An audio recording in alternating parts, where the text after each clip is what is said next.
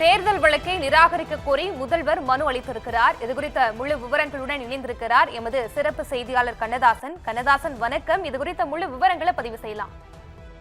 வணக்கம் பவித்ரா. நீங்கள் குறிப்பிட்டது போலவே தங்களுக்கு எதிரான தேர்தல் வழக்குகளை நிராகரிக்க கோரி தமிழக முதல்வர் விஜயும் அமைச்சர் ஆதவ் அர்ஜுனா தரப்பிலிருந்து சென்னை உயர்நீதிமன்றத்தில் மனு தாக்கல் செய்யப்பட்டது.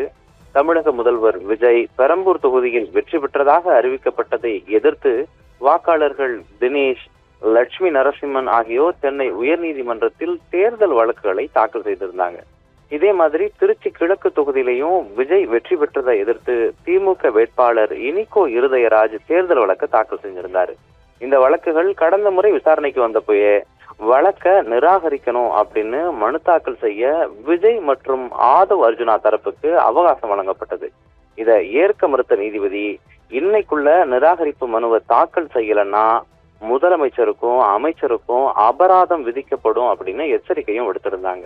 இன்னைக்கு இந்த வழக்குகள் நீதிபதி லட்சுமி நாராயணன் முன்பு விசாரணைக்கு வந்த போதுதான் தங்களுக்கு எதிரான தேர்தல் வழக்குகளை நிராகரிக்க கோரி முதல்வர் விஜயும் அமைச்சர் ஆதவ் அர்ஜுனா தரப்பிலிருந்தும் மனு தாக்கல் செஞ்சிருக்கோம் அப்படின்னு தெரிவிச்சிருந்தாங்க.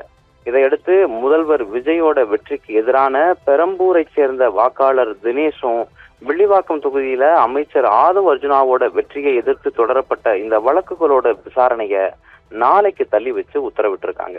அதே மாதிரி திருச்சி கிழக்கு தொகுதியில விஜய் வெற்றி பெற்றதை எதிர்த்து திமுக வேட்பாளர் இனிகோ இருதயராஜ் தாக்கல் செஞ்சிருந்த வழக்கு, விஜயோட வெற்றியை எதிர்த்து பெரம்பூர் தொகுதியில லட்சுமி நரசிம்மன் ஆகியோர் தொடர்ந்த வழக்குகளையும் ஆகஸ்ட் 31 நீதிபதி தள்ளி வச்சு உத்தரவிட்டிருக்காரு பவித்ரா.